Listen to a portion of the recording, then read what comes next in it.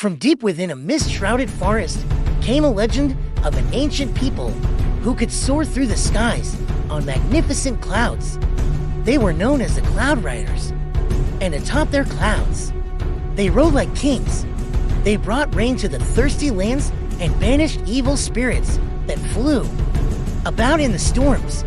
They were the Cloud Riders.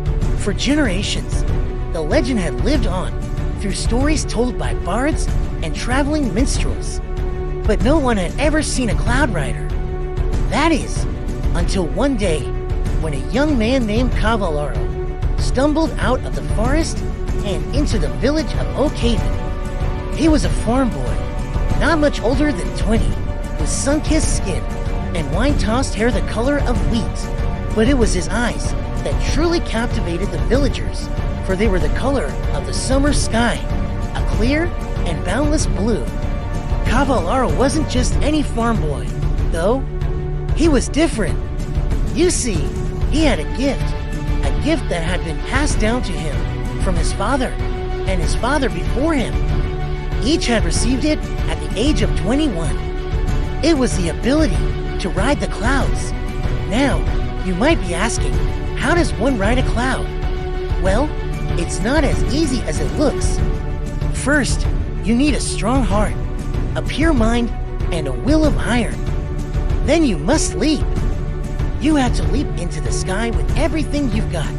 Trust that the cloud will catch you, and hope that the wind beneath your feet is kind.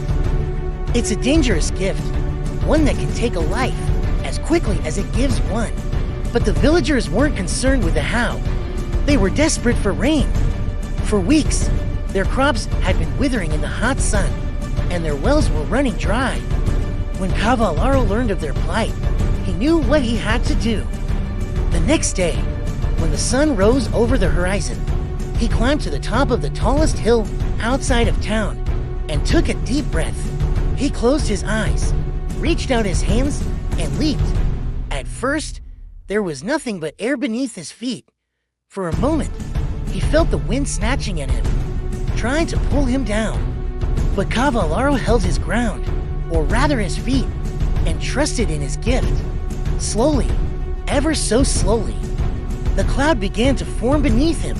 It started as a wisp of vapor, then grew into a full-fledged cloud, strong enough for him to land on. Cavallaro stood on his cloud, bathed in the morning sunlight, and the villagers below gasped in awe.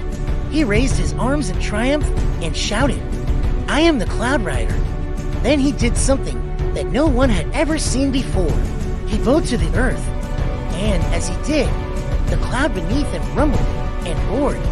It wasn't angry, it was happy. And as if in response to Cavallaro's bow, the cloud dipped down, touching the parched earth with its cool, wet fingers. Rain poured from the sky, and the villagers threw their heads back and laughed. Their crops would grow strong and tall now, and their cattle would have plenty of water to drink. As the rain poured down, Cavallaro danced on his cloud. He twirled and leaped, feeling the wind beneath his feet and the rain on his face. He was free, unbound by the earth, and yet connected to it in a way he'd never felt before. In that moment, he understood the responsibility that came with his gift. He was more than just a farmer's son. He was a protector of the people, a guardian of the land. He was a Cloud Rider, and so it went on. For years, Cavallaro rode the clouds, bringing rain to the thirsty lands and joy to the people. Whenever the sun beat down too hard, or the crops withered in the heat, Cavallaro was there. He danced on the clouds and coaxed them to weep. And as the rain fell, the flowers bloomed and the trees swayed in the gentle breeze.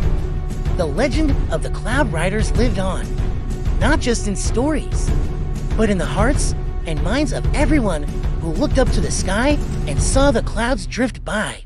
They knew that somewhere out there, high above them, was Cavallaro, the Cloud Rider, keeping watch over the land he loved. This is the legend of the Cloud Rider. And if you like this story, stay tuned for more.